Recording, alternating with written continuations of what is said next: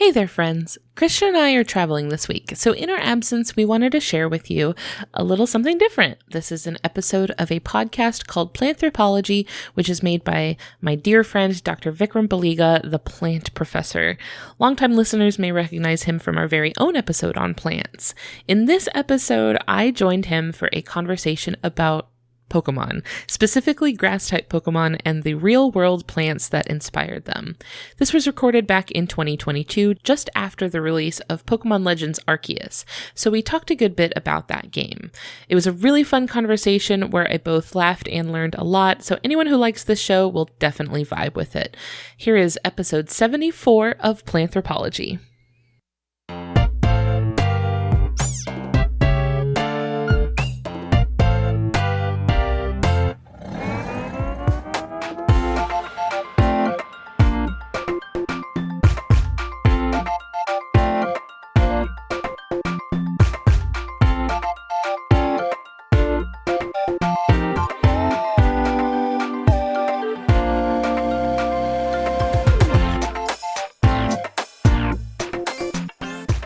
All right.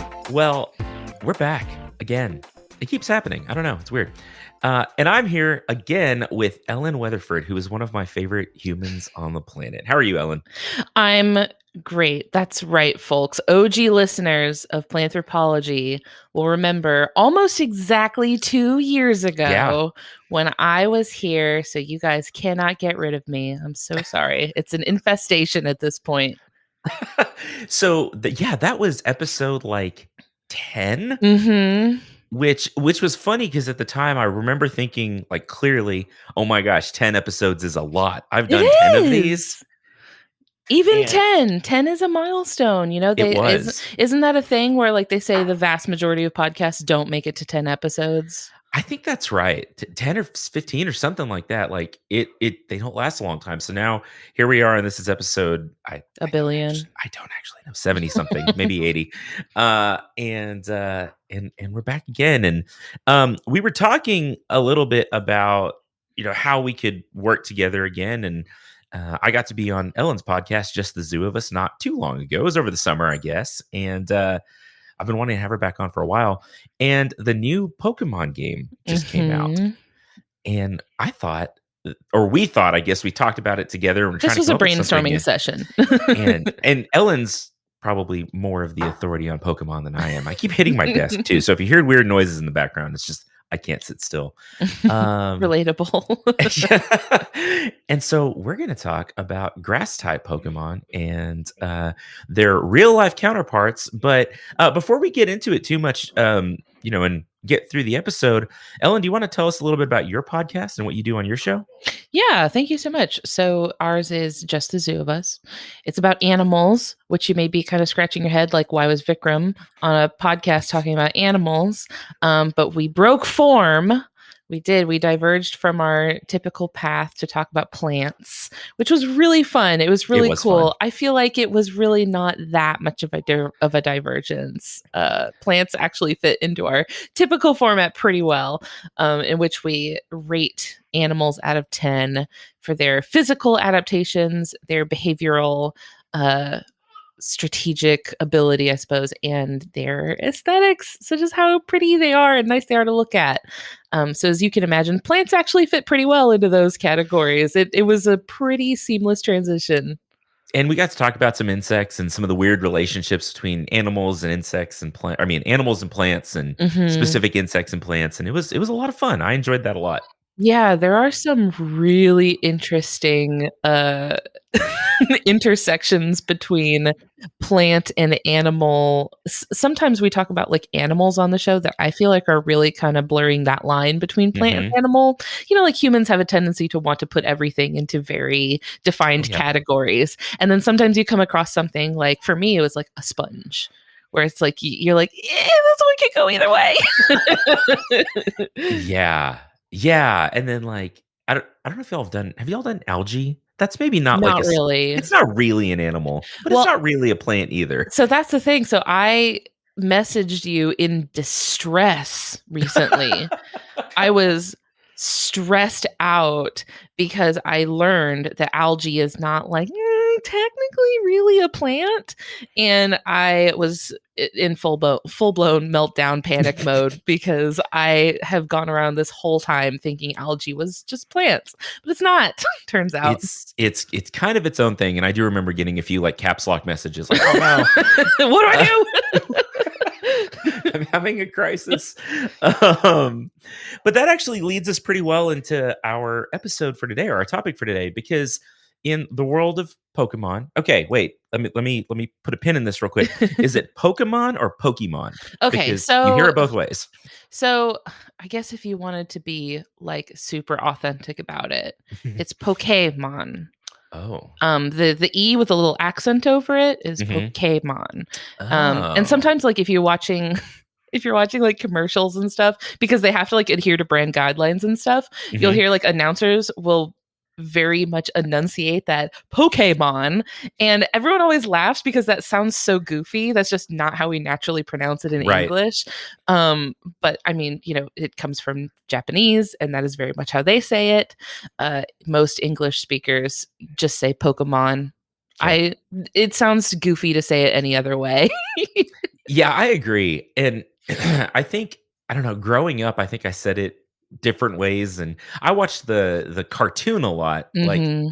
I said I was gonna say as a kid, I probably wasn't as young as I think I was in my head. But I watched it anyway. Well, I watched it as a kid too. And I fell off watching the cartoon probably like Hoenn, like in like the third generation. I Mhm. I really focused on the games after that. So I could not tell you a whole lot about the cartoon. Unfortunately, I'm not plugged into that scene.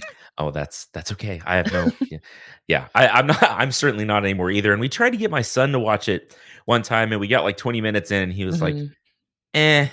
Like, okay. It requires a lot of background knowledge, I Yeah. think, because a lot of it is like assuming that you kind of already know a lot about Pokemon. But my kid likes it. My 7-year-old likes it. He likes to watch the movies. Okay. Yeah, the movies are so goofy and cheesy. But I will say, Detective Pikachu was a pretty cute little movie. Okay, see, I haven't seen that, and I It's really cute. would like to. Okay, we may have to try again then, because Bradley's 6 now, and it's funny because we tried playing, not the most recent one. What was the one before that? Was it the Diamond and Pearl remakes? Yes, yes, and we got into it, and he enjoyed it, like, he enjoyed the gameplay, but we Hmm. were like, "There's a lot of reading, and you Yeah. can't read," so that was a problem. Well, I will say, because you say that, Bradley cannot read, but he wants to play Pokemon. That's how I learned to read. Oh, okay. So, and that's kind of how my son got really, really good at reading, was that he kind of already had like, he could spell things out and it would kind of take him a while to read, but he kind of had the basics. And then over the summer of 2020, right, where we didn't have Mhm. anything else to do, and I was being Mhm. extremely lenient with our screen time restrictions, in that there were basically none, Right.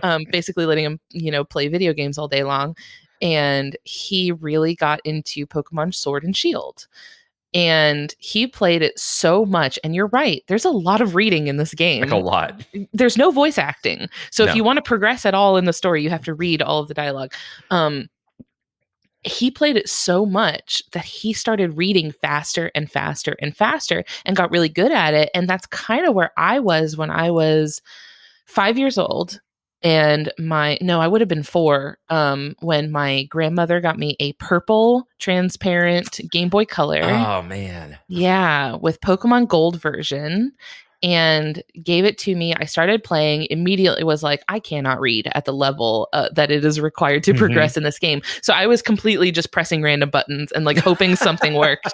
But eventually, because I was really motivated to play this game and like experience what the game was about and get better at it, I kind of picked up things and started to get better and better at it. And through playing so much Pokemon as a kid, I got much faster at reading. And so I feel like since I had that experience of learning to read through playing Pokemon, that helped me be a little more open to the experience for my Sure. son. Be like, hey, it worked for me. All right, play Pokemon and learn to read. Yeah, that's awesome. Well, again, that's another thing we'll have to give another try because it's been a little while, and Hmm. Bradley's 6 now, and he's probably old enough to get into that. He can read a little bit now. Yeah. Uh, it which makes it a lot harder. This is an aside, but I taught him how the speedometer in my truck works. Oh, So, which was a mistake, by is the he way. calling you out now? Oh my goodness. You got a Like, little lawful good yeah, he's gremlin like in the your car. backseat police. I swear. He just sits there and he's like, Daddy, that sign said speed limit 45. So you can't go over the little mark that says 45. And I'll be on like 50. And he's like, Daddy, the police are going to chase you. It's like, Oh no. okay. Okay. I get it. So I've yeah, been there. mistakes were made. Anyway, so you've been into it for a long time. Like, I Yeah, mean, for most of your life, pretty right? much my whole life. Yeah. I remember, and I'm a few years older than you, but I got Pokemon, I think Blue, on the original Game Boy. That Not the was color. no. Oh no, the old one that like there was no backlit screen. You had to get the little like magnifier thing that went on top of it if With you the wanted light to. on the back so you Uh-huh. could play it in the car at night. That's exactly it. Instead of Or having to under like your covers. wait for a street light to like move a little bit. That's Um, a formative experience, though. I feel like that's like a uniting experience for like an entire generation of like oh yeah. trying to play your Game Boy under streetlights. Oh yeah. Oh no, it's really true. And like, they took 47 AA batteries and it was the size of a laptop. But no, that was a big part of my childhood too. And it was I don't know.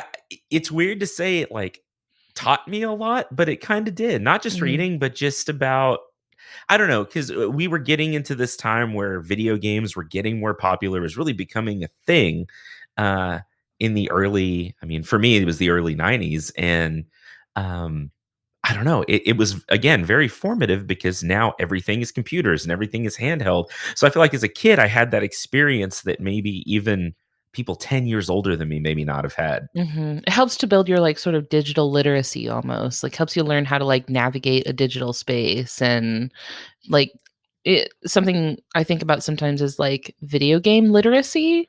Uh So huh. like if you handed someone a video game and they'd never touched one ever in their lives, how quickly could they pick up on it? Yeah. So I feel like it was a really good kind of stepping stone into learning how to like navigate even though it was only, essentially 2D at the time, like learning how to like navigate your little avatar in a digital space is really, really useful for that. And at the time, it was almost like you had to learn to deal with like frustration. And because Hmm. for those of you out there listening, if you've never played like the original 2 or 3 Pokemon games, So like red, hard. blue, yellow, gold, whatever, like it was not, oh, I'm going to play this, I'm going to win. It's like, I'm going to lose a bunch and I'm going to cry a bunch. And then eventually, like my little friends, and it's always a funny thing because like the whole premise is I'm gonna walk around in these woods, and I'm gonna find this kid and I'm gonna beat up his pets. I'm And going to harass wildlife. and fight children and take their money Oh because it yeah. was like the little bug catcher kids in the first like part of the game, they're like they look like they're 4 years old. Yeah. I think that the whole Pokemon franchise has done a lot of like trying really hard to make the premise of the entire franchise hold up to like modern ethical standards where we're not just like running around harassing wild animals and it's like you can feel in some of the more recent games, you can feel them kind of grappling with that like within the game itself because some of it's sketchy at best. But Like it's like 7-year-old pet fight club. right. And Yeah, it's a little rough sometimes. but this is actually a great time to be talking about this because the new game just came out. It was what, Mm. Legends of Arceus? Legends Arceus? Arceus. Arceus. Arceus, it's another one of those things where everyone like the official materials call it Arceus, but everybody who's been playing Pokemon since 4th gen originally came out 15 years ago, we all say Arceus and we've said Arceus this whole time and it's a That's what I tough had in my habit to head. break. Yeah, Yeah. it's tough to break. And I haven't gotten real far into it, but it's a lot of fun. The whole mechanics are very different than any other Mhm. like Pokemon game I've played. But I picked and I haven't played it even enough to remember all the names, but I obviously picked the plant owl. Uh Rowlet. Rowlet, there you go. Yeah. And because I have to stay on brand, right? And as much as I want the little fire or whatever it was, again, I've played like 3 hours. And then Bradley's like, no, I want to play Minecraft. So I don't, it's fine. It's fine. I'm not bitter or anything. So that actually kind of leads us in of let's talk about plant Pokemon. Or Mhm. so are they here's a real basic question. Are they still called grass type or are they calling them like plant type now? They're grass type. Some of the Pokemon types are a little bit inscrutable. Like the most recent addition to the lineup has been fairy type. So Mhm. it's like, what does that even mean? Like, Yeah, it's just yeah. it- but some of it is just vibes purely. Mhm. But yeah, so they're grass type, but then usually the Pokedex entry will call it something. It'll call it like I don't know, the tree banana Pokemon, the Mhm. flower Pokemon, which is meaningless. It's complete flavor text. It doesn't have any like just pure flavor text, right? But they are still called grass types. So I prepared some really cool grass types to specifically look at with you so we could talk about how they tie into the real world plants that inspired the Pokemon's design. Okay, that sounds great. And I was, yeah, looking over some of your notes, and I'm really excited to talk about these because there's some, and you highlighted some things in here that were like, okay, here's some of the real world examples, and there's some weird stuff that goes along with it. So I'm Mhm. sometimes, truth is stranger than fiction in a lot of ways. So there's some weird plant stuff I'll talk about too. Yeah. So, just kind of jumping right into it, we would be remiss if we didn't begin a conversation about grass type Pokemon with Bulbasaur. Arguably, I mean, it's number one in the Pokedex, in like the national Pokedex that Yeah. includes every Pokemon of like a 200,000 Pokemon. Bulbasaur is number one. So Bulbasaur was the grass type starter from Gen 1. It's just a sweet little froggy looking dude and has a big old bulb on its back that has been described as an onion, a garlic. Hmm. Just kind of has that sort of shape to it. But as it grows, it evolves into Ivysaur. So I should explain, if you're listening to this and you're not really familiar with Pokemon, as a Pokemon grows, it goes through these stages of like metamorphosis where its whole body changes and it takes on new types and new abilities. It can do new things, and that's just like its life cycle. But they call it evolution. They say Hmm. it evolves when a better word for it would be metamorphosis, but they Hmm. use the word evolve instead. So Bulbasaur evolves into Ivysaur, where it has this pink flower on its back that's like, what do you call it when a flower is like it's there but it's not open? It's like a bud or yeah, Yeah. it's like a flower bud, right? Yeah, so it's got this big pink flower bud on its back, and then when it evolves into its final form, it's Venusaur, and it has this big, huge, flat, five-petaled pink flower on its back. Hmm. And it looks a lot like this real-world flower called Rafflesia arnoldi. It's a good one. And that it's funny because I read some of these names, these like scientific botanical names, and I'm like, who Mhm. who decided we all needed to say that? Because that's a fun one. Rafflesia, I think, is a killer name. I really It's like pretty cool. Rafflesia. You name a dog that. I would name a Uh, D&D character that. oh, that is a good one. Like a druid. Yeah, yeah, I like it. I say that like I know anything about that, but except for starting to listen to the Adventure Zone a little bit. You're welcome for that. Oh, it's by the way, this is a shameless plug for another podcast, and I don't even feel bad. I jumped into Ethersea on the Adventure Zone, which is a Max Fun podcast by the McElroys, and it's so much fun. I did going in, and I keep like texting Ellen questions. I'm like, I don't know what they're doing, what's happening, but the storytelling's great, and it's so Yeah. much fun. If you're into marine biology, it's a great storytelling, like fantasy fiction, very fun. Fun Pretty listen. cool. Yeah. So you have in your notes here that the aroma from Venusaur is pleasant. So the Pokedex entry in Crystal version specifically says that it has a pleasant aroma. And then other generations say in the Pokedex entries that the flower's aroma has a soothing effect on both people and Pokemon. So the idea is that this Venusaur's flower creates this very nice, like therapeutic smell. But from what I understand about Rafflesia arnoldi, that does not seem to be the case. Not so much. They call it the corpse flower. Um for a reason. It smells like a dead guy. and Ugh, it grows in a place that bees and butterflies and other pollinators are not real present. So it smells like decomposing animal matter. Uh gross. because it's pollinated by flies. And Oh, flies like dead stuff, and so they feed on they're saprophytes, saprivores, so they feed on like decaying plant material, animal material, and even the color. Like if you look at it, it's sort of like a red brown, and it's sort of gross, but it's this fascinating coevolution with we have to be pollinated by something. The only hmm.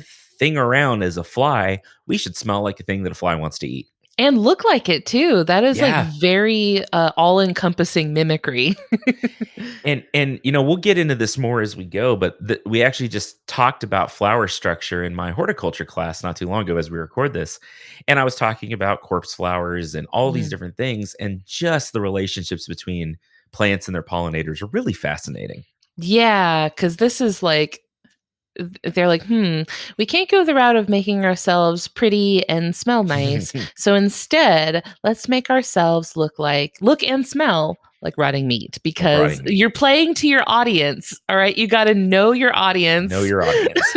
And I also want to point out that this is a huge flower. Like Mm, they are anywhere between 3 and 5 feet in diameter sometimes. So huge. they're huge. Have you ever seen one in person? I have not. I have seen similar like species of succulents and some of these tropical plants. I've never gotten to see one in person, but I would like to. Mm. Do they smell like that like all the time? Or is it just like a. It's just the bloom, right? So the Mm, plant itself, not so much. But as it blooms and when it's really like pollinating and in full maturity, then it does. Another thing that's interesting about corpse flowers is they produce their own heat.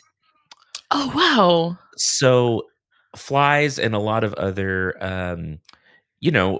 carrion insects actually look for heat sources as they're looking for decaying animal material or Mhm. meat. So to mimic that, not only does it look like that and smell like that, it's actually usually warmer than the ambient air temperature because Mm. it wants to, like in that infrared spectrum, still attract insects in another way. That's so cool. Just not too long ago, we talked about on our podcast, we talked about vulture bees. Hmm. Bees that, they don't pollinate flowers. They don't, use uh is it the nectar? They don't use nectar to Hmm. make honey. But they do eat dead and decaying meat. Yeah, So I wonder, I don't quite remember off the top of my head where the vulture bees live. I think it's in South America. I think that's right. But I wonder if there's some overlap between their ranges. There might be. I'm not That's sure. That'd be a really cool. confused bee. Like, wait, what's happening? Oh, I've been duped. This was not an antelope. I don't know where antelope live. I'm a plant guy. Not there. Okay, great, perfect. This is going real well. Well, I should also say before we move on from Venusaur and the corpse flower, there is within the same generation of Pokemon, within the same 150, there is another Pokemon also based on the same flower, and that is Vileplume. Which also, I mean, basically looks like Venusaur, but without the big giant toad part. Hmm. Like it's Yeah. got the big corpse lily flower, but then the bottom of it is just like this little, like black, like kind of amorphous almost body. Hmm. So I'm curious to know why they decided to do two corpse flower Pokemon, like straight out the gate, right? Like this Just was right off the bat. the first batch of Pokemon, and they're like, we need two of these. And I feel like Oddish is really pretty early in your Pokedex too. I don't remember Yeah. exactly, but yeah, they were. It's They're like just right in that first little forest area. if you've got good source material, just if it ain't broke, just why fix it, right? True, they're And really and leaning into it.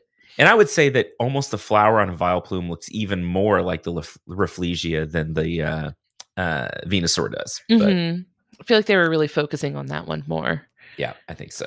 So also within the first generation of Pokemon games, there was Tangela, which I always like hesitate to say the name Tangela out loud because I'm pretty sure the Pokemon's name is pronounced Tangela, but I have met in real life a woman named Tangela, Huh. Angela with a T on the Uh-huh. beginning, and now every time I see it, I'm like, am I supposed to say Tangela? Which I one don't is think I it? am. It's got to I'm be one of them. pretty sure it's Tangela because it's supposed to be like tangled because the Pokemon looks like this little mass of just knotted, tangled vines. Hmm. So this Pokemon was probably based on Sargassum seaweed, Hmm. where it like washes up on beaches in clumps, and then this has inspired a lot of like sea monster like folklore about like seaweed creatures Yeah. that come up out of the water, especially in Japan, right, where Pokemon was made. So you can see a lot of like comparisons with seaweed there. But personally, and this is literally just me, I also think Tangela reminds me a lot of tumbleweeds. Oh, yeah, I could see that. Because it's just a big ball of, tangly plant matter, I get. This Hmm. leads me to my question, what is a tumbleweed even? Like I really don't know what they are. So they're pretty much just what they sound like. So there's a number of actually genera and species of what we commonly refer to as a tumbleweed. So one of the most common ones, and especially like when you think of like a western and the tumbleweeds like blowing across the open plains or whatever, which by the way, we have these a lot here in Texas where I live. Like we'll have fence lines covered in these things. Is Calitragus, the Russian thistle. So it's a annual like shrubby. We call it a weed, but it's just a plant. Mhm. A weed is just a plant that we don't want around. It's a perspective thing. It's a perspective thing, right? And they can get somewhere between 3, 5, sometimes even a little bit taller, like 3 and 5 feet, sometimes even a little bit taller. And essentially, this plant grows, it flowers, it goes through its whole life process. But there aren't a lot of animals that will like feed on the seed and spread them around or anything like that. So the adaptation that they have is that they break off at the stem because they typically live in windy, open places. They're prairie plants in general. And then they just blow around. And so as the seed matures and as those flowers dry up, the rest of the plant does too. They break off at the ground and they blow across the plains. And as they roll, they drop seeds. And so Mm. their dispersal method is just to roll around for a while. And then eventually seed ends up different places. You get more of them and then they spread that way. That's interesting. I like that they have kind of removed animals from the Hmm. equation. They're like, well, y'all ain't pollinating us. We'll do it ourselves. And that's exactly right. And you get some weird adaptations like this, especially in very dry climates where insect and animal populations are pretty directly related to rainfall and seasons and stuff like this. And sometimes the plants are well timed to that, but on a bad year, that plant still has to figure out how to spread seed, right? And so they're probably largely self pollinated or wind pollinated. So the pollen just blows on other plants. And then, yeah, they break off, they blow across the open plains and drop seeds everywhere they go. I don't think this is a plant that occurs naturally in Japan. Probably Um, not. but I mean, that's not to say that, every single Pokemon is only based on things you find in Japan, right? Like we Sure. just talked about corpse flowers, and I don't think those occur in Japan either. I don't think Um, so. so the inspiration was probably more from these like clumps of seaweed that wash up on the beach. I feel like having being familiar with tumbleweeds, I can't look at Tangela and not think that's what that is. No, I see that for sure, for sure. There's a little bit of a departure from the source material, but I figured this was a good excuse for me to ask what a tumbleweed is because it's one Yeah. of those things that I just never really figured out. Yeah, Um, yeah. so another thing that I think Pokemon is really good at is incorporating carnivorous plants into their designs, which people who listen to my podcast will remember you came on and we talked a lot about carnivorous plants. Oh, we talked about carnivorous plants here Yeah, on yeah, your yeah. podcast. So Pokemon loves carnivorous plants. You can see some really cool designs, the first of which is also in Gen 1. So they were really having fun with plants in They Gen were. 1. There's a lot of like the people that design the Pokemon come from ecology like backgrounds. Like a Oh, lot of that's them cool. are like you can tell in some of the ways that some of the mechanics of the game are designed that like somebody was bringing some real world ecology knowledge into this. Yeah. Um this goes back to like the fact that Satoshi Tajiri, who like created and started Pokemon, was inspired by his childhood spent collecting bugs. Hmm. So he spent his whole childhood going out and catching bugs and being like really inspired by real world entomology and stuff. So like you can see that love for nature really come through in the Pokemon designs. So the carnivorous plant Pokemon, starting with Bellsprout, Weepin' Bell, and Victory Bell, which are Pokemon where for Bellsprout, like the whole body is really just kind of this wispy vine, and then the head of it is this big bell shape. And then it as it evolves, that bell takes over, kind of really becomes the focal point of the Pokemon. Where by the time it gets to Victory Bell, you know, it's pretty much just the bell. It doesn't even have that body anymore. Yeah. But they're very much based on pitcher plants, which we've talked about before. But I, of course, am always happy to talk about pitcher plants because we have them here where I live. And I that's can so go out cool. and see them. It's so cool. They're fascinating. And yeah, we've talked a couple of times before about the weird relationships and how like, oh, we may not have great roots or the soil is not great where we live. So we're just going to eat stuff. Why That's not? a different protein investment. Yep. So what's really interesting is that so like in the real world, you know, the pitcher plants, the bugs and its prey kind of falls into it. It's got slippery stuff, so the Hmm. bugs fall inside and then it digests the prey. So the Pokedex entries describe Victory Bell as attracting prey with a sweet honey, which I'm going to assume is something like a sap. You know, like it's not a bee, but Yeah, right. it's like some sort of sweet syrupy sap thing. But something really interesting that was only ever mentioned in the Ruby and Sapphire Pokedex entries say that it flicks the vine on top of its head and Hmm. uses it like a lure. So I've seen animals do this, like snapping turtles will have a tongue that they flick around like a lure. There's a snake that has the end of its tail looks like a spider and it waves Hmm. it around to like look like a spider and lure in birds.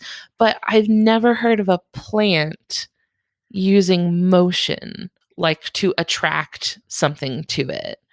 I've never That's heard of it. that before. That's interesting. And it's probably, they're probably not doing it in an active sort of way. Hmm. But there are plants that have flowers on long stalks or different kinds of structures on long stalks that'll blow around in the wind. There's a plant called Gara, Gara lindheimeri, I believe is the scientific name. And in the native forms, they call them dancing butterfly because these plants put on these long, thin stalks with little flowers that look a little bit like butterflies. Now, whether that's to actually attract pollinators or not, it may or may not be. I think it's probably just to get the flowers up above the level of the grasses that they grow around.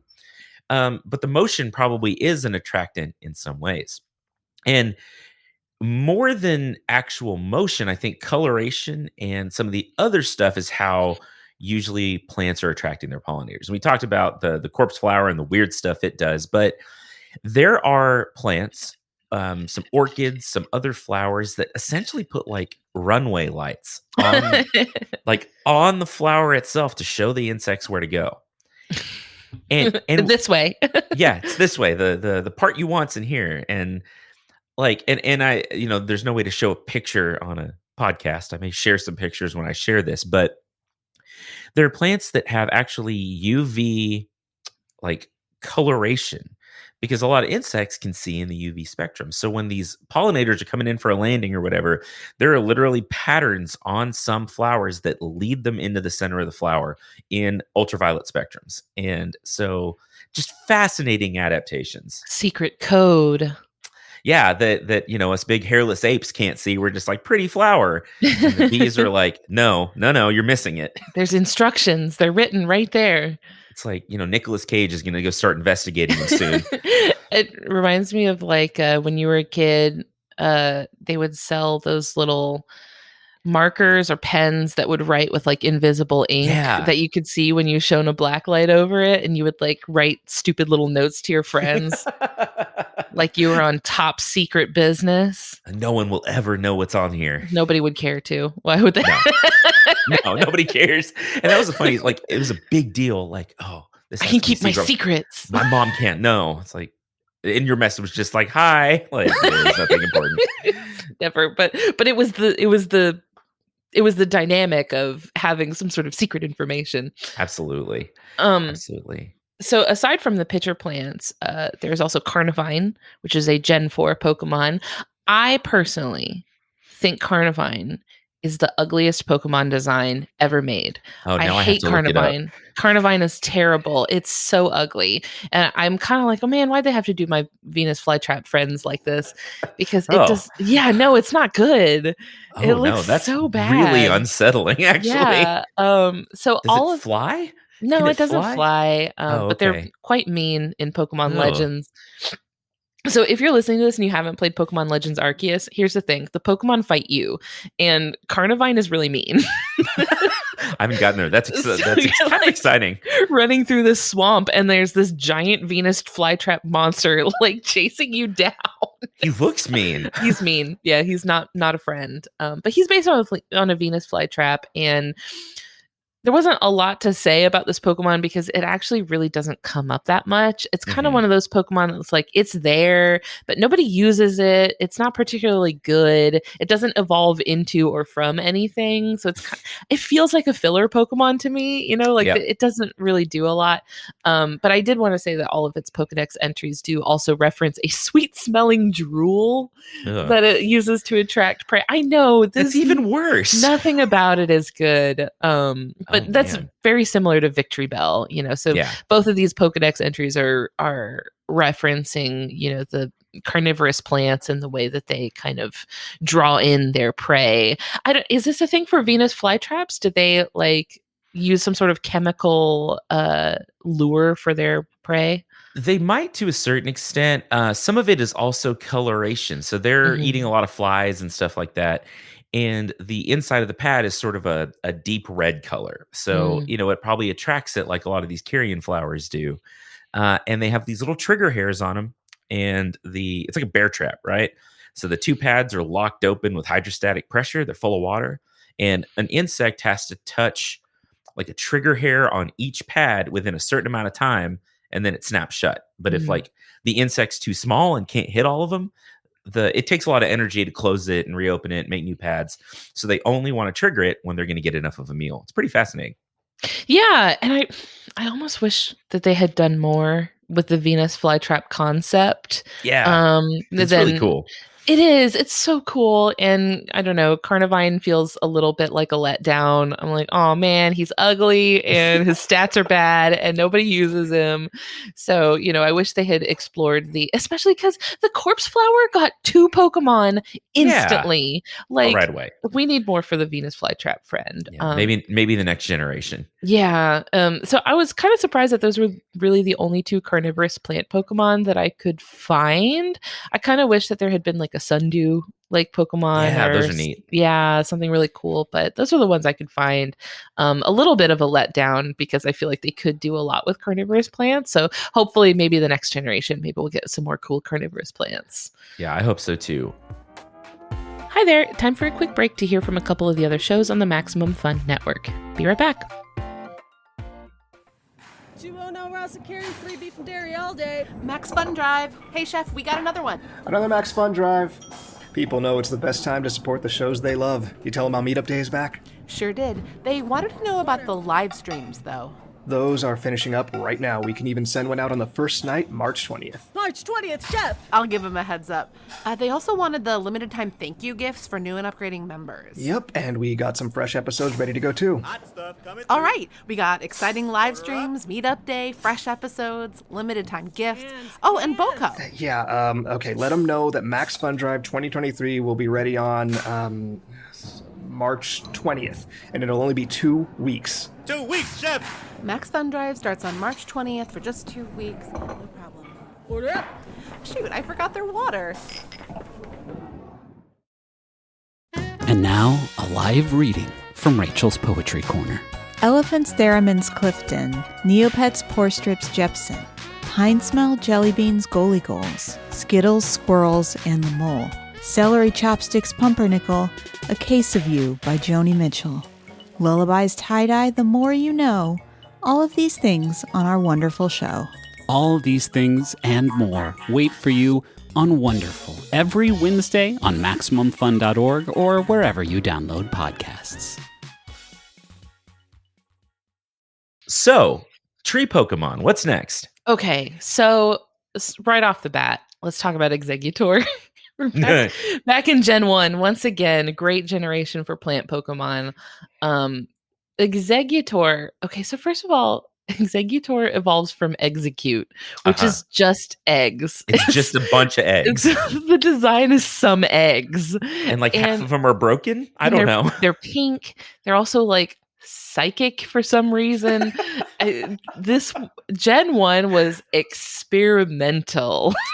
And what can we get away with? What weird stuff can we put out there? So Execute is kind of the poster child for like when people are complaining about like, oh, the modern generations have such tired designs. Like, oh, the new Pokemon designs aren't even good. Execute is always the one people point at as like, well, look what Gen 1 was working with. It's just eggs. It's some eggs. And so inexplicably, some eggs evolve into a coconut tree. Why not? I have looked and I cannot find a solid answer for why some eggs turn into a coconut tree. Maybe it's because the eggs kind of look like coconuts almost. Yes. It's inexplicable. But so even funnier than the fact that some eggs evolve into a coconut tree that's also psychic for some reason, the Alolan form of Exeggutor. So this is a thing where like new generations usually will be like in a new region of the Pokemon world, and sometimes in these different regions existing Pokemon will be there, but they look different, or maybe even have different types, right? Like some of them will have completely different typing. They'll be essentially a different Pokemon, but it's just like a regional form of that Pokemon. The Alolan form of Exeggutor, which the Alolan region was very much based on like Polynesian islands. It's like Hawaii, very Hawaii inspired. The Alolan form of Exeggutor is just regular Exeggutor. They took its head and just like stretched it straight up and just like go gadget necked, like just stretched it out like bubble gum. And so it has this like incredibly body still same size. Yeah. Head still same size. Just a long neck. Just a neck that is like 10 times the length of the body. And it's also dragon type for some reason. Who knows why? Can't He's quite a long figure neck, that one so out. he's a dragon now. Yeah. I mean, he also has like a tail and like but otherwise unchanged. So this one is a little bit of a conceptual mess. But Exeggutor is literally just a coconut tree. So this led me to think like, I was really trying to think. I was like, now is it a coconut tree or is it a palm tree? Because we have a lot of palm trees here, but our palm trees don't grow coconuts on them. So I was like, is it a coconut tree or is it a palm tree? I didn't realize that like coconut trees are just types of palm trees. Right. I didn't know this. I don't know anything about the palm tree world, what they've got going on. It's a little weird, actually. Yeah, they're weird plants. For sure. Yeah, so coconut palms are a specific kind of palm, and that's where like, some palm trees we get palm oil from the fruits, we get dates from date palms, we get coconuts from, coconut palms, and there's a wide variety of things that we get from palm trees. And they're interesting plants. For a long time, people said, they're a tree. And then they're like, no, they're not a tree. They're a big grass. Okay. And the truth is somewhere in the middle, actually. Love it. So they're not a tree, they're not a grass, but they have characteristics similar to both. So they're what we call a monocot, which means that the seed only has one part. So the coconut is a big seed. You can't split it in half. So like a dicot would have two parts, like a lima bean. You know, you can kind of split them into two halves. Right. So most of our grasses and stuff are monocots, and bananas and corn and a lot of other things. So they never grow like wood, like a tree does. They're kind of spongy. The way that they're organized is different, but they're not growing in like bundles of leaves exactly like a grass does. So they kind of split the difference sometimes. Like if you took like an oak tree and you took the grass in your front yard and you put them together, it's not okay. There's at least one plant person out there like, stop saying these. You're saying words and you gotta Nails stop on a saying them. chalkboard. Oh, I'm killing someone right now. Some botanist is like screaming. But they share characteristics of what we would call a tree because they're upright, they're dense, they are perennial plants, they live a long time. But then they have some characteristics to other monocots as well. It's interesting. As you're saying that, I'm looking to the side because about a foot to the left of my screen is a window that leads to my front yard, in which I'm looking at about 4 palm trees, like right. Yeah. Like looking at palm trees as you're describing this. And so I live in Florida where we have many, many palm trees, but evidently they're not from here. They were introduced for the vibe. yeah, just for funsies. Just for the aesthetic. It's funny because coconut palms and some other palms, but coconut palms specifically will end up weird places because coconuts float. So they're migratory. So that's another reason that coconuts are mammals, right? They have milk, they're covered in hair, and they migrate. They migrate. There you go. That's all it takes, actually. Yeah, that's all it takes to be a mammal. Taxonomists don't want you to know this one weird trick. I'm going to get canceled by so many scientists for this one. But yeah, no. So biologists hate him. Probably for good reason. To be fair, you're right. So it's an interesting plant for sure, and they don't come from eggs. But I guess I can kind of see it. I don't know. It's weird. Yeah, I mean, I guess them floating explains how you get executor on the islands of Alola, which are way out there. So you get the same Pokemon as on the mainland. It's just all the way out in the middle of the ocean. Yeah, same kind of thing. It makes sense. Yeah, there we go. Something. Sure. So aside from Executor, the coconut tree, there's another really cool. There's plenty of Pokemon that are kind of like tree inspired, but a lot of them are just kind of like general tree. Like I couldn't really find one particular real world like plant that they were based on. Mm-hmm. There's one in particular that I love. This Pokemon, Tropius. Tropius is a Pokemon from the 3rd generation, so Ruby, Sapphire, and Emerald, which were like the most formative generations for me, because that was right when I was at the perfect age to be completely zeroed in on Pokemon. Like I had played Gold and Silver and Crystal and I was pretty into them, but by Gen 3 I was old enough to really get it. Like I was old enough to start being good at it, right? I didn't just have like a team of like every fire type I could get my hands on. I finally actually had an understanding of how to like build a team and progress and actually get better at the game. So Gen 3 had Tropius, which is still one of my favorites. It is, if a dinosaur, so a sauropod, right? One of those dinosaurs that has the long neck and the long tail and the 4 legs, so Littlefoot from Land Before Time. If a sauropod was cosplaying as a banana tree. So it has, like, its body is brown, and then it has these, underneath its chin, it has like a bunch of bananas, of bright yellow bananas underneath its chin, and it has giant wings that are shaped like the leaves of a banana tree, which is kind of an odd choice. Sure. But I could see where they were going, right? Like the leaves of the banana tree do look kind of like they would make a cool like wings for something. Yeah. I don't know why they decided to put that on a dinosaur. I'm glad they did, though. It's really cool. Yeah, I'm looking at pictures of it, and it has like 4 wings, kind of like a dragonfly. Yeah. Like, and there's a picture I'm looking at of it in the air, like it's supposedly flying, and it's like fat little legs are like curled up, I and know. it's like they took a blimp, put bananas on it. It's delightful. I love this Pokemon. Every time I play back through a Gen 3 game, I make sure I pick up a Tropius on my way through. I have like the perfect like image in my head. I could draw it of the route where you find Tropius. Oh, that's cool. I was really obsessed with those games. But so the reason I wanted to talk about Tropius is that Tropius has these bananas under its chin. They are very much the modern bright yellow banana that we eat, that you could go to the store and pick up. But my understanding is that is not how bananas naturally occur. Yes, bananas in their natural form are really upsetting, because they're full of seeds, and the seeds are like the size of coffee beans. And so I'll have to post some pictures when I post this episode. But yeah, so like wild type bananas have lots of seeds. They're usually smaller. They usually don't really get bright yellow. They'll turn yellowy brown, sort of. And the animals that eat them don't care. They're still sweet smelling. They still like have a sweet flavor, but they're not like the banana, the big your curved yellow fruit we know and love, for sure. Right. But we've made them this way.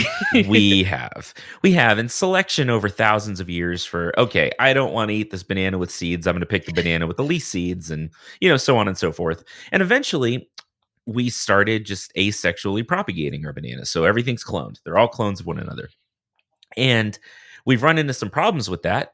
In the 50s, there was early 1900s through about the 50s, there was kind of the main banana on the market was called a Gros Michel, which translates to Big Mike, the Big Mike banana.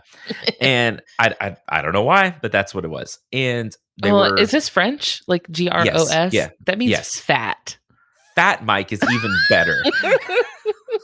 That is even better. Fat Mike. Fat Mike banana. So dibs, if I ever like patent a banana, I'm not going to go with Gros Michel. It'll be Fat Mike. That's a Fat Mike right there. That's so funny. My next podcast is going to be called Fat Mike. Fat Mike. But like it's MIC, like a microphone. I dig it. Can your logo be like a banana that's a microphone? Anyway. So they were the big banana on the market. And then a disease called Panama disease, which is a fusarium, came through and wiped them all out. They were all clones of one another. So all their genetics were the same. So if one's susceptible, all the rest of them are too. And so now the banana that we know, and they looked a little bit different. They were a little bit straighter, sort of thicker and less yellow than the bananas we see today, which is the Cavendish banana. And it was bred to be resistant to Panama disease. There are some new strains of fusarium that we think are probably going to affect the Cavendish banana. In fact, Fernando Garcia, Dr. Banana Man on Twitter, researches this. That's his thing. And so the modern banana is very much not what you would find in nature. I wonder, maybe this is something that has been explored in perhaps the anime that I haven't, since I don't watch it. Maybe I didn't pick up on this, but I wonder if there is some lore surrounding Tropius that mirrors like the human intervention on like breeding bananas. I would be interesting to see that. I see in your notes that the Pokédex, whatever, the thing that tells you about Pokemon, that the bananas are edible. Yes. Its chin bananas are edible. Yeah, I guess. And I think this is, I believe, depicted in the anime of that people will just grab a banana right off of Tropius's face and eat it. And, this is something cool that they can do in the Pokemon world, right? Because they can just make up whatever, is that it's not, harmful to Tropius. It's totally fine. You can just grab it and it's not a big deal. So I think this is interesting, like exploration of the, like getting like using Pokemon as a food source without Yeah. harming them, because there's a lot of discussion about whether humans in the Pokemon universe eat the Pokemon. I mean, they must, right? I would think so. I would think so, because they like eat meat in the cartoon, and they Yeah. got to get it, unless there's like just like regular cows somewhere that they're just not telling anyone about. That's the big question, is where's the food coming from? But so I think Tropius is an interesting example of them trying to navigate like using Pokemon as a food source, but like without it harming the Pokemon. It's interesting that they would even introduce that concept. Yeah, and you know what's funny is as I was reading this, I was like, that's so weird. And then as we're talking about it, I'm like, no, it's not that weird, because like Weird. we milk cows and we shear sheep, and we get like benefits from the animals in our world and livestock in our world. I don't And think it's weirder than eating honey. it's not. It's not weirder than eating It's honey. very I don't much think. not. If there was an animal that grew bananas out of its head and you could pluck them without harming the animal, I would do it. I would eat that banana. I'd eat his face bananas, whatever. I totally would. It's interesting. Huh. Yeah, for sure. I'm going to try to blast through these last two categories Okay. because I know we're coming up on time, but there are a couple cool Pokemon I want to talk about. First Cool. up is flower Pokemon. We've got Hoppip, Skiploom, and Jumpluff, which I got to admit, I thought it was based on like cotton. And I was thinking about this because there's a lot of Pokemon that are based on cotton. Actually, one of my favorites, Whimsicott, is a fairy and grass type. It's really super cute. There's not a lot to say about it other than it's based on like a little cotton puff, and it's really cute. But Hoppip, Skiploom, and Jumpluff is based on the life cycle of a dandelion. So little Hoppip has those jagged little leaves on top of its head that look like the little zigzaggy leaves of a dandelion. Skiploom, the next evolution, has a really cute yellow flower on top of its head. And then finally it evolves into Jumpluff, which has these big, poofy, cottony, like balls on its head and arms that look like the whimsical, form of the dandelion when it's puffy and it's got the seeds. And I don't really have a lot of understanding about the dandelion life cycle. Like, is it the same flower that goes from the yellow to the poofs? Yeah, so dandelions are perennial plants. They have deep taproots, so they come back year after year, and those bright little yellow flowers are all connected. So it's a composite flower. So each one of the petals on it is kind of its own individual flower that are all kind of crammed together onto the same face. So as that plant develops, it's pollinated, fertilized, all of that. What you're seeing, the fluffy things, are actually the fruits of the dandelion. So every time I talk to you, I find out something weird about fruit. It's so weird. I know. It's That's always something weird with fruit. That's kind of my thing, apparently, and I'm sulling out to it. I'm the weird fruit facts guy. It's all fruit. It's all fruit all the way down. It's fruit all the way down. So yeah, they're called I think they're achenes. So it's like similar in structure like a sunflower seed. And they're not really eaten by anything, the fruits themselves. So they put on these little fluffy structures, and they're carried by the wind. So just like our tumbleweed that we talked about earlier is sort of wind dispersed at a macro scale, like the whole thing just takes off and rolls away. Dandelions, since they're a perennial plant, they stay put. They let the wind carry off the fruits and the seeds on these little parachute things. How funny is it for them that they like evolved this mechanism to be completely like dispersed independently of animals? Like, okay, we don't need animals to disperse this anymore. And then human children just happen to see that and be like, oh, this is great. I'm going to blow all of the seeds out. And they're like, the dandelions are like, this is perfect. Thank you. So I think about that stuff a lot. And this episode's going to be a little long, and I don't even care because this is fun. I think about that a lot, how plants like develop things for some reason in particular, like peppers have capsaicic acid to kill insects and drive predators away. And people are just like, I'm going to put this on my hamburger. Like humans come across like whatever weird mechanism they've developed to help themselves thrive. And humans come across it, they're like, this is great. I love this. Caffeine is the same thing. It's an insecticide in caffeinated plants, or plants have caffeine in them, and we're just like, this makes me go fast in the morning. Love this. this is awesome. And the plants are just like, what's happening to us? The plants are What's like, wrong yeah, with I these mean, people? yeah, it's awesome, but it's not for you. Yeah, stop it. Stop it. It's like, I'm doing this for me. This is my thing. But I thought it was cute. I like the little dandelion Pokemon. Yeah. So another flower Pokemon that I wanted to touch on is Cherrim, especially because of its appearance in Pokemon Legends Arceus. Cherrim is a little cherry blossom Pokemon. So it has these Aw. two forms. Has the overcast form where it's kind of its normal form that it's normally in. It's like cloaked in these dark purple petals. So it looks like this dark purple sort of bell shape. Mhm. And then in sunny weather, it opens up and it reveals a really cute little smiling face surrounded by these bright pink petals that look like cherry blossoms, which are very, common. They're very like iconic plants, especially for Japan. Cherry blossoms are a big thing, in Japanese symbolism. And the reason I say particularly because of its appearance in Legends Arceus is that until maybe like a week or so after the game released, there was a bug in the game that made it to where if Cherrim opened up into its sunshine form, for whatever reason, it was uncatchable. Oh, wow. So, and that wasn't like, that was a bug. It was a mistake in the game. And so people were posting all over Twitter about like, I just wasted every Pokeball I've got in my inventory. I used every Ultra Ball I've got. I just used every Pokeball I had and I could not catch this Cherrim. And so everyone's like, oh my God, I can't catch this Cherrim either. What's going on? Why has anybody caught a Cherrim like in this form? And eventually they put a patch through and they fixed it. But you could not catch Cherrim in its sunshine form, which was a little bit funny. I'm sure super frustrating for a lot of people, though. Yeah, certainly. But What is wrong with this thing? So I thought that was interesting. Like Pokemon does some cool things where in the game it really plays with the mechanic of weather.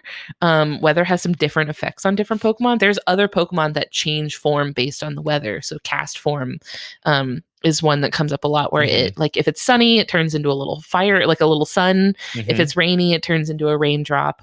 But Cherrim is based on a plant, based on the flower, which I don't know if cherry blossoms in particular, but I think they do, because I know that around, is it in the springtime in Washington, D.C., all of the cherry blossom trees like bloom and it's very beautiful. Yeah. Yeah, and it is pretty interesting, and they don't necessarily open and close or change forms like this, but it is sunlight that triggers, the opening of a lot of these blossoms. But what's interesting is a lot of plants do go through these what we call nastic movements. So there's different ways that plants like move, sort of. And some people think of tropism is another form of plant movement where they're going to turn and move towards the sun, and that's usually overblown a little bit, but it's a thing that happens, or they grow in response to an environmental condition. Nastic movements are non-directional, so they respond to stimuli. So that would be like a flower closing at night. We would call that nyctinasty, where they close at nighttime, and then they open in the day, or vice versa. What's the flower that does that? The moon. There's a moonflower, and 2 or 3 others actually. So Morning Glory, is Morning Glory one of those that closes up at night? They'll close up at night, and then as soon as the sun comes up, they'll open. And part of that is for pollination, right? The pollinators are most active during the day, and so they're going to produce nectar during the day, and they don't really want to do any of that at night. So they close up. It helps protect the flower. And then there's some that do the opposite. So some flowers that are, say, pollinated by bats or moths or other insects that are active at night will close up during the day, and then they'll open up at night. And a lot of times they'll have this bright white flower that's really visible in moonlight to a number of insects and animals. Oh, that makes sense, because they would want it to be, I guess that's a different set of light entirely that you need to really be focusing on if you're open at night. So there are several flowers that are pollinated primarily by bats. And, bats are not as blind as people say they are. They're not. They probably, I don't know exactly, but, maybe see as well as we do, which in the grand scheme of things is not super great. Like, we both wear glasses. Now I'm thinking about a bat in glasses, and It's kind of adorable. But yeah, so they have these like a lot of bat pollinated plants have big, bright white flowers that'll catch and throw a lot of moonlight, and they smell like ripe fruit. They'll have a Mm, really almost sickly sweet odor because that's what a lot of these bats are after. They're after fruit. And yeah. so they'll go find the flower. That's really interesting. Like I like the way that the Pokemon game like plays with weather effects and plays with that sort of, you can see elements from the real world, from like nature in the real world, and how that actually plays out in the game by like Cherim switching forms based on how the weather is. Yeah, and there's something I actually meant to mention earlier that still fits here pretty well. And the way that flower, you asked earlier if plants will move to like attract a pollinator, and not exactly, but there are flowers that can like hear bees. It's weird. I know it sounds weird, but like they can actually sense the vibrations from the wings of bumblebees and honeybees Hmm. before they land on the flower. Oh Like if they're wow. just buzzing around, just the air vibrations will trigger a response in the plant to start producing nectar. And Hmm. depending on the type of bee that's about to land, some flowers can produce different concentrations of sugar in the nectar and things like that. Because some bees, like bumblebees, have like really really sugary um, nectar, and bumblebees will land on flowers and vibrate their wings in a specific way to get them to release pollen and things like that. So Oh, some of these relationships are so incredibly complicated, and there's a lot of like communication going on that we have no idea. No idea. that's like if you go to the same coffee shop frequently enough, Yep. eventually the barista gets to where they see your car pulling in the parking lot and they start fixing your order They just start so making that it. when you walk in the door, your drink is on the counter ready to go. That is exactly right. I love that. It's very cute. The bees are regulars. Oh yeah, they're like this guy. He's cool. He's cool. So the last like category of grass type Pokemon I want to talk about are grass types, and yet they are based on things which look like plants but aren't. They're not. Oh. They're fake plants. Fake plants. Yes. So the first one is, I guess I should do these in generation order. The first one is Lileep and Cradily, which were the Mhm. fossil Pokemon from Gen 3. In a lot of the Pokemon games, you'll find these fossils, and at first they're just an item that you have, but then at some point in the game you'll be able to process them in a way where they like extract the DNA from it and make a Pokemon out of it. So in Gen 3, it was Anorith and I think Armaldo, that were Pokemon based on Anomalocaris. Oh yeah, okay. And then the other ones were Lileep and Cradily, which were based on sea lilies, which I had not really heard of. But I was thinking about them. So they're called, like, I mentioned the Pokedex will have flavor text where it says like the such and such Pokemon. They're called the sea lily Pokemon. Their sea lilies are not lilies. They're not plants at all. Oh. They're actually these types of echinoderms called crinoids. So echinoderms are like sea stars and sea urchins. So that's kind of what they're related to. And crinoids are interesting because they have these like feathery arms, like tentacles with these sort of frills on them. And then they're kind of all attached to a body that's on a stalk. So it does kind of look like a flower because it's on a stalk that looks like a stem. And then it's got this body that looks like, petals coming out of, the middle part of a flower. And it's attached to the seafloor or like rocks or coral or whatever kind of substrate they're situated on. And so it looks like a flower growing out of, the seafloor, but it's this little animal called a crinoid. And they come from fossil Pokemon in the game. But it's worth noting that crinoids are not extinct. Very real. We're still here, guys. They're still here. But I think in more recent games, you can find Lileep and Cradily just like out and about. Like I think in Legends Arceus, you can come across them like in lakes and stuff. So I think that kind of messes up the timeline. That like the fossil Pokemon are now just like there. Yeah, they're just hanging out.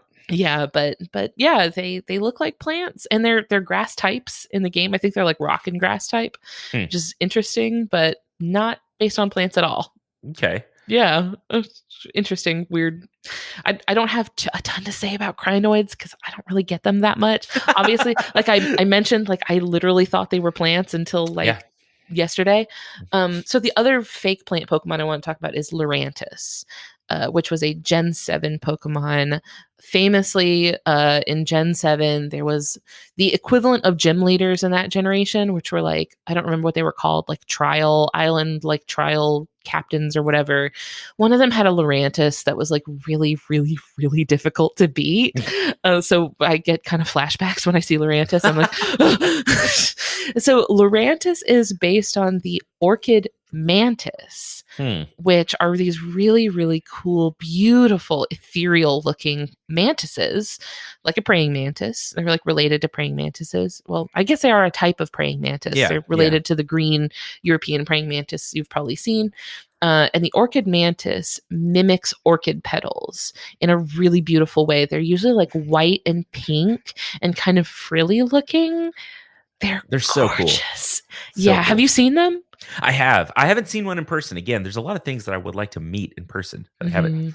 But they're beautiful. Yeah, you were talking about orchids a little while ago. I've heard that there's kind of a back and forth between orchids and mantises, and that they kind of play off of each other in interesting ways.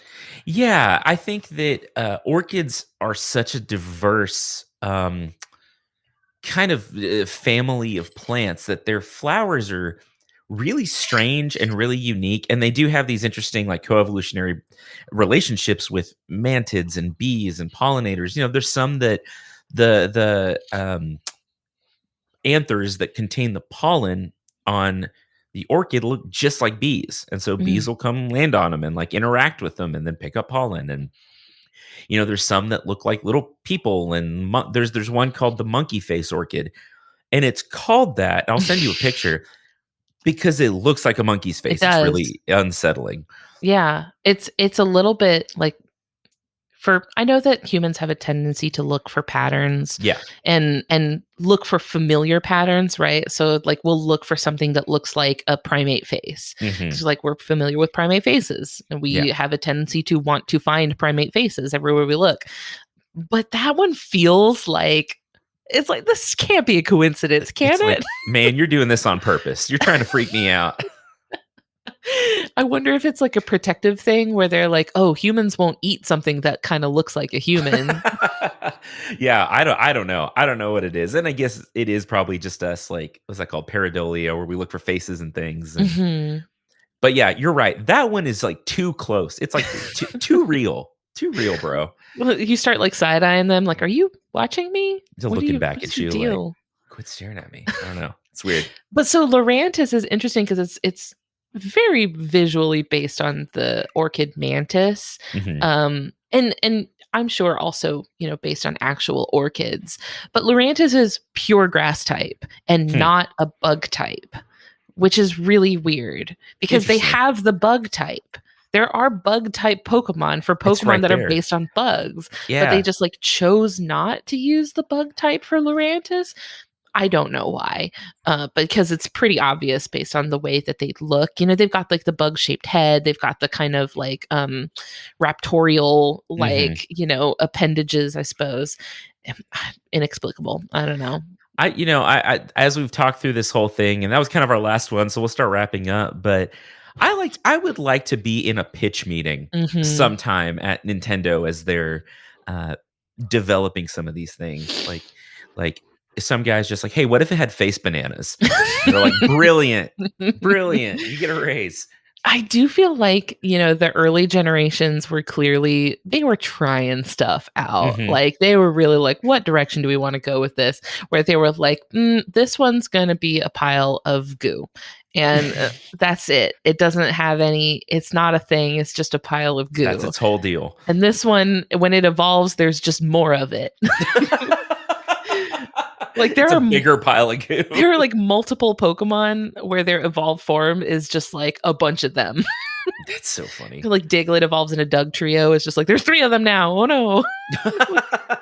So, but you can see like as they get through the generations, they start to really incorporate some interesting real world biology concepts like photognostic responses, and mimicry between, animals and plants. And just, I feel like there's some really cool stuff going on. You can actually like learn stuff about the real world through like playing Pokemon. It can be kind of difficult to sometimes parse like, okay, what of this is stuff they made up for the Pokemon world and what comes from the real world. But I feel like if you're interested enough to like start digging in and be like, I wonder what that's based on. Maybe I'll look this up. And then you start to learn a little bit more about like, oh, well, this is from the real world. Like, I think it's a great, welcome mat almost. It's like a great front door into learning about nature. For sure. Anything that gets kids and people asking the questions, if it inspires you to do a Google search about, I wonder what this comes from. It's great.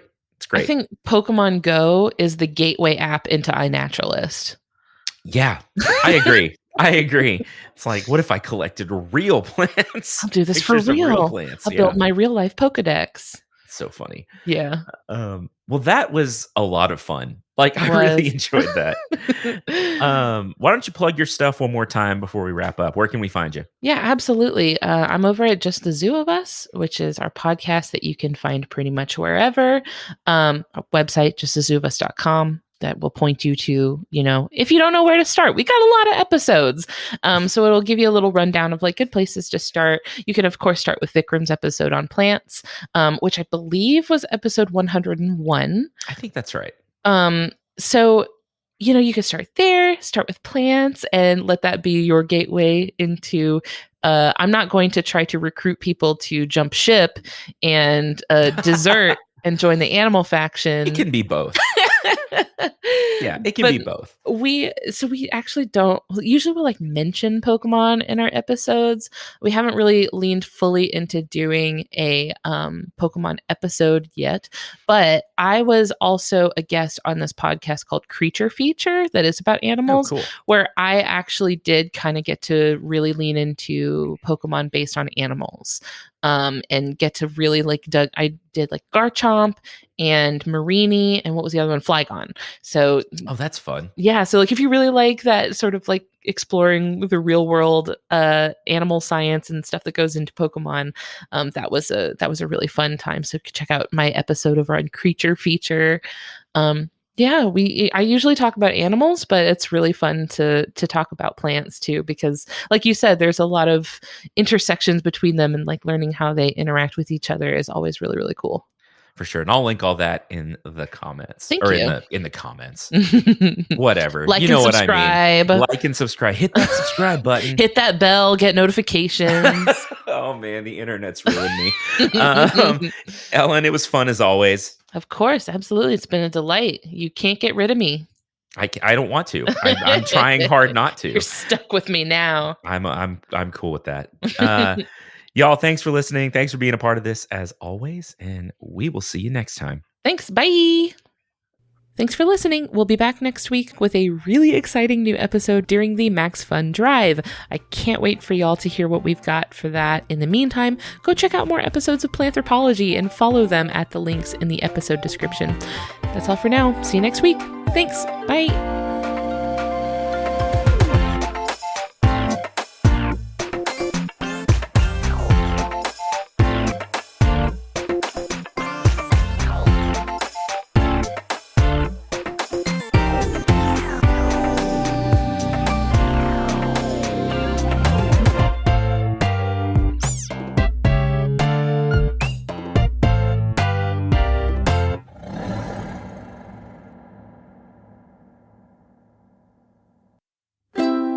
MaximumFun.org. Comedy and culture. Artist owned. Audience supported.